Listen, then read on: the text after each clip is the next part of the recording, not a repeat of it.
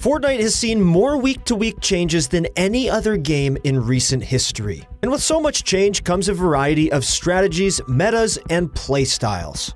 Many of these different playstyles come from our fellow streamers and friends, like your friend, the one and only Keith Allen. What's up, guys? My name is Christoph, and today we'll be going over how Fortnite strategies have evolved over the seasons. Of course, there's quite a lot of changes to talk about which can't all fit in this video, so we've condensed it down to the most impactful changes and how they've altered player strategy throughout the game. But before we get into it, if you guys are interested in getting better at Fortnite, then click the link below to go to proguides.com, where you can play with the best players in the world by just clicking a button on the right of your screen. Sign up for our membership at ProGuides and you'll get a ton of incredible content from the best pro players like Benji and Mongrel. So if you guys want to compete in Fortnite, you have to check out ProGuides.com. Alright, with that being said, let's get into the video. So let's take a stroll down memory lane, starting off with the release of the game and the first season. So pretty much everybody in this season was a noob. Hardly anyone understood the building mechanics, so it was basically all up to your aim.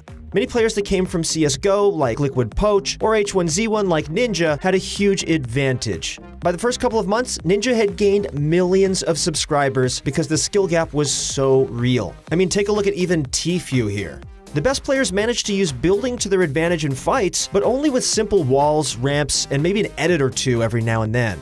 Since no one really knew how to utilize building, most players relied heavily on natural cover to stay alive. They would camp inside houses or other structures, bushes, and even on top of trees. Now, I wasn't one of the guys who camped in trees, but I definitely used natural cover to stay alive.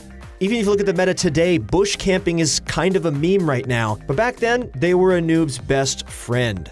Back in Season 1, players also had to depend on skills and strategies they already knew from previous Battle Royale games like PUBG or H1Z1. Things like knowing how to avoid the storm, the value of high ground, and going for supply drops to acquire high-tier weapons. I'm sure most of us deep down loved this season, and we miss it dearly because it was so easy to pub stomp. But that was it for Season 1, and now let's get on to Season 2. Season 2 was something much greater than the previous season. In Season 1, players were still getting used to the game, but throughout the next season, players really started to understand the importance of building. However, most of the structures they could build were actually pretty basic. To give you an idea of how simple they were, Myth was considered by most pros to be the best builder in the world during this time. The moves he pulled off and the build battles he got into shocked viewers back then. It was insane. But if you actually look back at Myth's building in retrospect, it looks kind of rudimentary and pretty slow. Without turbo building, there was a hard limit to how quickly one could build, and Myth was able to master this perfectly. Now, in Season 2, there was one strategy that really started to rise in popularity, and that strategy was the double pump loadout. Comment down in chat if you guys remember and loved the double pump meta. With no weapon swap delay after firing, you could fire a pump, swap to your second, and then fire that, swap back, and rinse and repeat. It was a lethal combo. Most players hated it, and only a select few could abuse it. Having two shotguns in your inventory easily became the best option for loadouts. Keep in mind that pump shotguns had better range and damage capabilities than they do now, so running into somebody using this was like running into Arnold Schwarzenegger with 3 combat shotguns on steroids. So Season 2 was Myth's season, and it was the beginning of the double pump meta. But what was brought about in Season 3? With the start of Season 3, the introduction of a single setting completely changed the way Fortnite was played. And that setting was, can you guess it? Turbo building. Now, players could just hold down their build button to place structures in quick succession. This is when we saw the era and the rise of Mongrel and other young talent around the world. This was the start of a new era.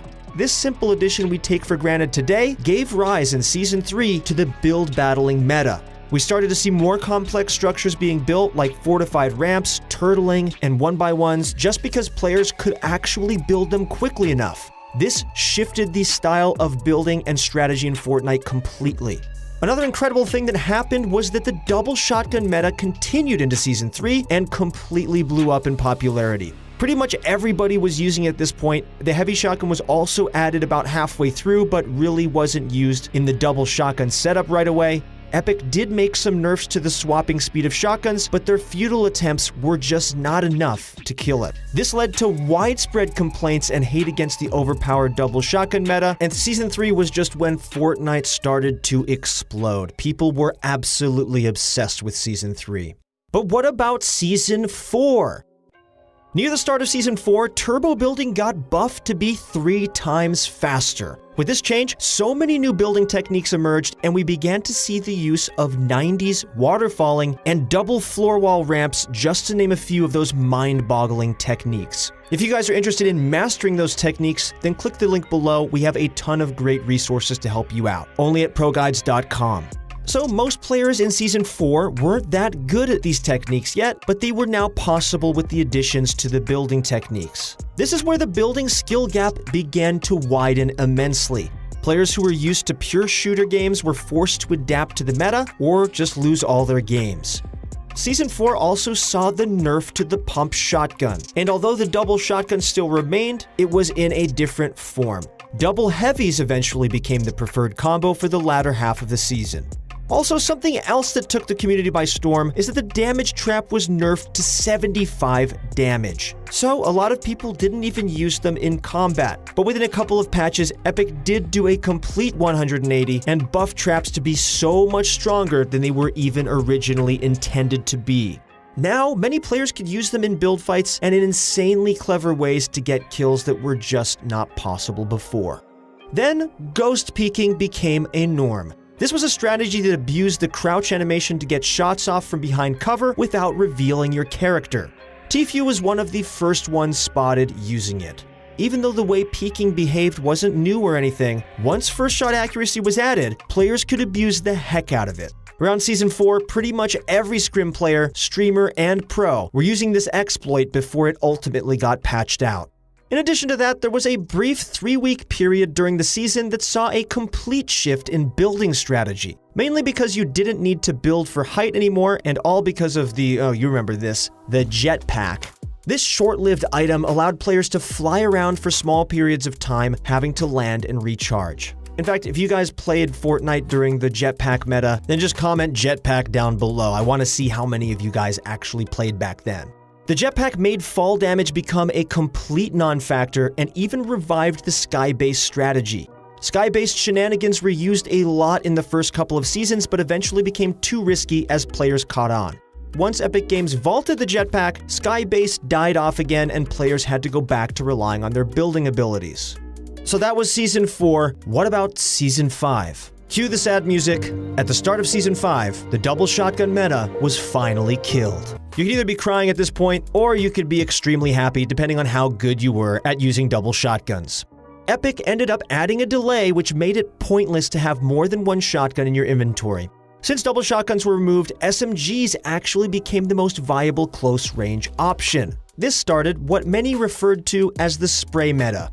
The strategy was to, well, spray the crap out of your SMG. The entire goal and shift was to spray as much as possible. It was very difficult to stay alive even when you were building. Everyone was just spraying down these 1x1s, and it was just a complete mess. 2 new weapons, the drum gun as well as the new compact SMG, just did so much damage. You could barely do anything to protect yourself. It was so valuable to have an SMG that some players often carried 2 in their inventory. Eventually, the compact SMG would get nerfed, so everyone started using the drum gun instead.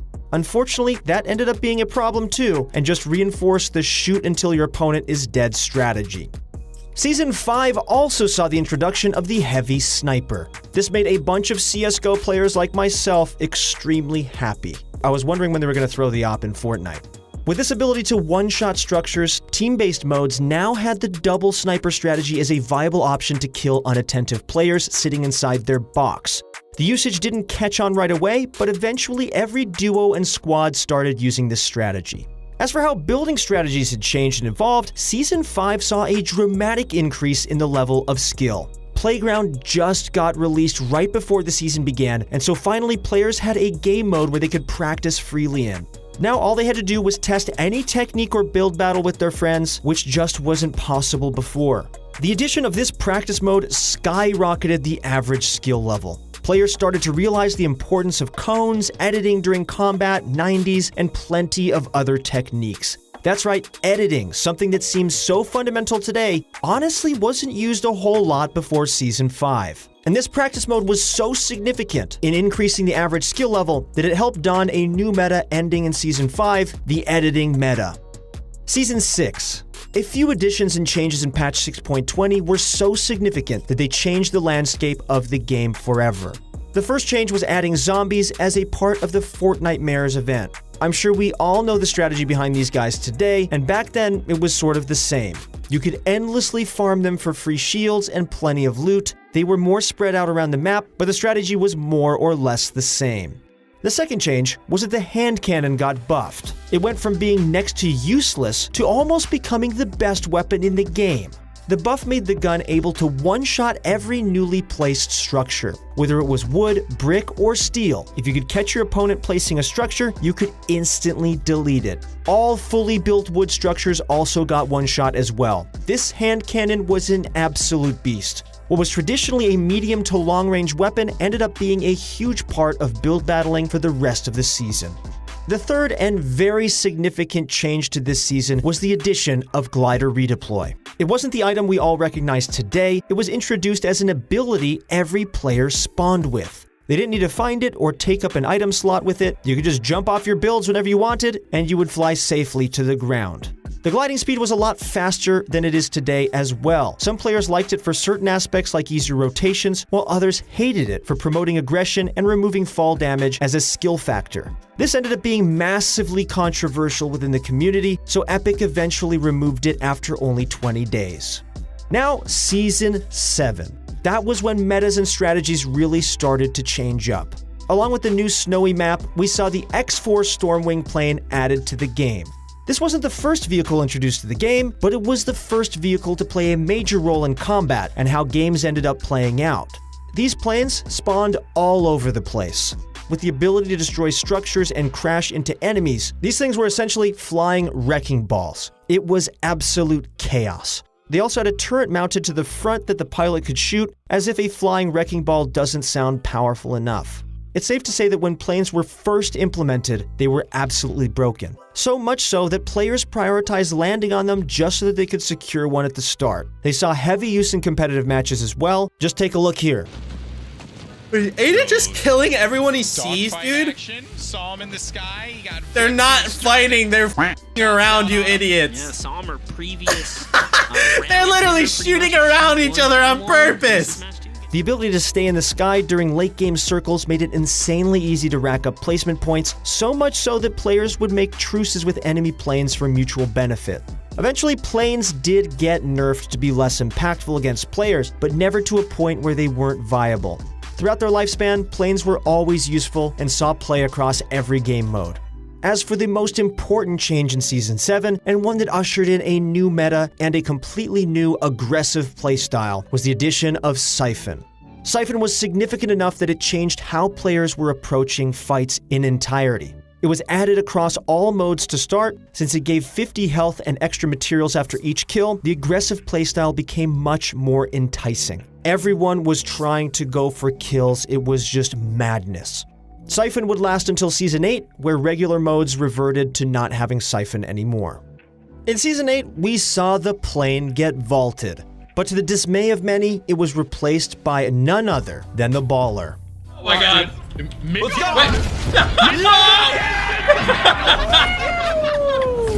Dude, are you kidding me?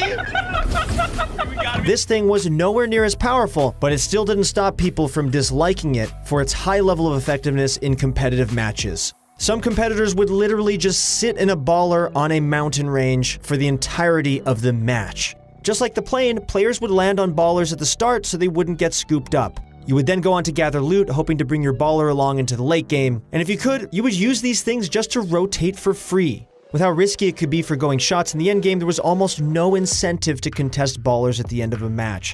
Even if you did destroy one, the players would just hop out without a scratch on them. So they ended up pretty much being free rotation machines. Another major shift in the meta happened in Season 8, and that was the box fighting meta.